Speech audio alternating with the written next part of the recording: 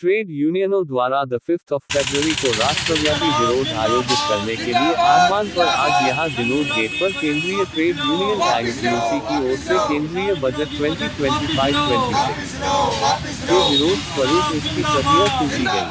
इस अवसर पर एआईयूसी के राज्य उपाध्यक्ष रामफल, जिला अध्यक्ष धर्मवीर सिंह, जिला सचिव राजकुमार भाटिया और ऑल इंडिया किसान खेत मजदूर संगठन के जिला प्रधान रोहतास सैनी सहित कई लोग शामिल हुए, जिनमें महिलाएं भी शामिल थीं। वक्ताओं ने कहा कि बजट 2025-2026 कॉर्पोरेट जगत के हक में श्रमिकों, किसान, बेरोजगार युवा, छात्र और महिलाओं की उम्मीदें चकनाचूर करने वाला है। इसमें आवश्यक वस्तुओं की महंगाई से जनता को कोई राहत नहीं है। नौकरी के नुकसान और बेरोजगारी वृद्धि मुख्य दिशा है।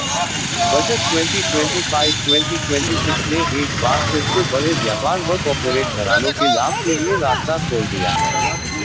ये बजट अभूतपूर्व बेरोजगारी की स्थिति से निपटने को तवज्जो देने में पूरी तरह नाकाम है, ये कृषि संकटों को बढ़ाता है। निजीकरण की पॉलिसी की निरंतरता से अनियंत्रित मुद्रास्फीति के परिणामस्वरूप आवश्यक वस्तुओं की कीमतें और बढ़ी। सार्वजनिक क्षेत्र के उद्यमों और सार्वजनिक सेवाओं, शिक्षा और स्वास्थ्य के लिए कम बजट के कारण गरीब, सीमांत, निम्न आय समूहों के साथ साथ मध्यम वर्गों के लिए भी इन सेवाओं तक पहुँचते करते हैं।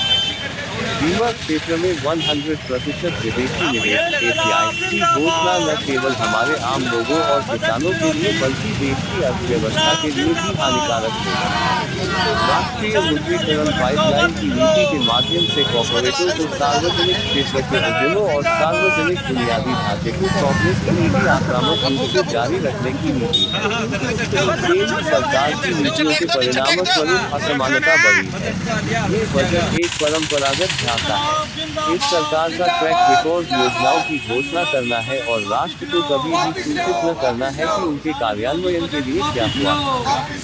विशाल बहुमत हमारे समाज के धन उत्पादक वर्ग है, श्रमिकों और किसान, जो इस बजट में पूरी तरह से उपेक्षित रखे गए हैं। ये बजट अनौपचारिक अर्थव्यवस्था, श्रमिकों, बेरोजगार युवाओं, गरीब और सीमांत किसानों के लिए एक और झटका है, जिन्हें नजरअंदाज किया गया है। बजट में शिक्षा के लिए अधिक आवश्यक आवंटन के लिए हमारे लोगों की जरूरतों के साथ न्याय नहीं करता। ये केवल 2.6% है। स्वास्थ्य, ये केवल 1.9% है। इस बजट में पीने का पानी, गरीब, सीमांत और निम्न आय समूह के लोगों के लिए कोई स्थान नहीं है। कुछ कॉस्मेटिक घोषणाएं मुख्य रूप से केवल वोटों को प्राप्त करने के लिए हैं। मध्यम वर्ग के लिए कर राहत में इजाफा किया गया है, लेकिन आवश्यक वस्तुओं की कीमत वृद्धि, महंगी स्वास्थ्य सेवा और शिक्षा, मुद्रास्फीति के कारण मजदूरों में रोष है। यह मध्यम वर्ग के लिए कोई बड़ा बोनांजा नहीं है। ये तथ्य की आर्थिक सर्वेक्षण द्वारा पता चला है कि मासिक स्वनियोजित और वेतनभोगियों का वेतन 2017-2018 से 2023-2024 में नीचे चला गया है। स्वनियोजित पुरुषों के मामले में वेतन 9.1% कम है और इस अवधि में महिलाओं के लिए 32% का कम है। इसी तरह वेतनभोगी वर्ग में कमी पुरुषों के लिए 6.4% और महिलाओं के लिए 12.5% है। इस अवधि के दौरान कॉर्पोरेट्स ने अपने धन को 22.3% बढ़ाया। काम करने वाले लोगों की मजदूरी चुराना उसमें एक प्रमुख कारक है। उसी सर्वेक्षण के अनुसार रोजगार का विस्तार केवल 1.5% है। शिक्षा और स्वास्थ्य पर खर्चों में अत्यधिक वृद्धि हुई है, जो मध्यम वर्ग सहित हमारे लोगों के गरीब वर्गों पर बोझ है। इसलिए मध्यम वर्ग के लिए टैक्स स्लैब में वृद्धि, विशेष रूप से दिल्ली में विधानसभा चुनावों में वोटों और बिहार में आने वाले चुनाव में वोट देने के लिए एक प्रचार है। एनडीए कोड और राज्य में आगामी चुनाव की दृष्टि से बिहार में अपने सहयोगी को साथ रखने के लिए योजनाओं की घोषणा की गई है, लेकिन इस बात की कोई गारंटी नहीं है कि उन्हें सचमुच लागू किया जाएगा, क्योंकि इस सरकार का पहले ट्रैक रिकॉर्ड इस किस्म का ही है। सरकार उत्पादन से जुड़े प्रोत्साहन की अपनी असफल योजनाओं जो बेहतर भुगतान वाली नौकरियों को उत्पन्न करने में मदद नहीं करती, लेकिन कॉर्पोरेटों से हित साधना जारी रख रही है। बजट को बढ़ी हुई क्रेडिट सुविधा के बारे में बड़ी बात करता है, लेकिन उन इकाइयों के पुनरुद्धार के लिए उनके लिए राहत नहीं देता है, जिन्हें नियोजन के बिना विमुद्रीकरण और जीएसटी पॉलिसी के कारण तबाह होने के लिए धकेल दिया गया। कृषि संकटों से निपटने पर तवज्जो नहीं दी गई है। खेती बाड़ी की कृषि विपणन नीतियाँ, जिन्हें कुछ दिनों पहले घोषित किया गया था, इससे किसानों के दुख और बढ़ेंगे। ये उन्हें खेती से बाहर निकाल देंगे। मनरेगा के लिए फंड बढ़ाने तथा शहरी रोजगार गारंटी योजना की केंद्रीय ट्रेड यूनियनों की मांग को भी नजरअंदाज कर दिया है। रेल बजट में कटौती हमारे देश के इस महत्वपूर्ण क्षेत्र के निजीकरण को जारी रखने के बजाय सुरक्षा मानदंडों की अपनी लापरवाही को इंगित करती है। आंगनबाड़ी, आशा और मिड डे मील योजनाओं को बजट का आवंटन व्यावहारिक रूप से कम। इससे न केवल इन योजनाओं में लगे लोगों को हानि होगी, बल्कि यह इन सेवाओं को प्राप्त करने वाले सीमांत और निम्न आय समूहों के परिवारों की पूरी उपेक्षा की गई है। रोजगार सृजन के उपाय नहीं किए गए। इसके विपरीत वित्त मंत्री ने विभिन्न क्षेत्रों में नियोक्ताओं को कई प्रोत्साहन की पेशकश की है, जिसमें दावा किया गया है कि इससे नौकरियां उत्पन्न होंगी। ये एक विश्वसनीयता बना रहेगी, क्योंकि इस सरकार का ट्रैक रिकॉर्ड ऐसा ही है। सरकार केंद्रीय और राज्य सरकार के विभागों और पीएसयू में पहले से ही स्वीकृत पदों में भर्ती करने के लिए तैयार नहीं है, जबकि नई भर्तियों पर प्रतिबंध जारी है। सरकार परमाणु रिएक्टरों के लिए जोर दे रही है, जहां ये देश में बिजली उत्पादन और देश में वितरण के फास्ट ट्रैक निजीकरण के कदम से राष्ट्र को खतरे में डाल रहा है। ट्रेड यूनियनों ने धन जुटाने के लिए कॉर्पोरेट टैक्स, संपत्ति टैक्स और उपहार कर की शुरुआत में वृद्धि की मांग की थी, लेकिन आम जनता पर अप्रत्यक्ष करों और उपकरों से उन पर बोझ बढ़ जाएगा।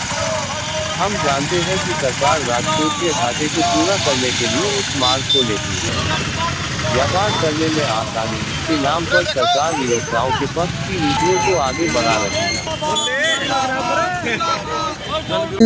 आज हमने ये जो बजट सरकार ने पेश किया है, ये जन विरोधी बजट है।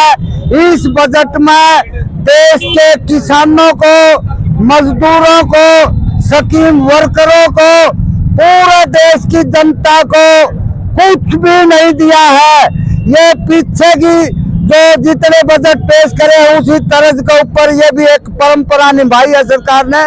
और इस बजट को लेके ना हमारे जितने जन संगठन है कि ऑल इंडिया किसान खेत मजदूर संगठन, ऑल इंडिया यूटीयूसी, भवन निर्माण, स्कीम वर्कर, महिलाएं सभी आज पूरे देश में इस बजट की प्रतियां फूंक रही है और हम इस बजट का विरोध करते हैं।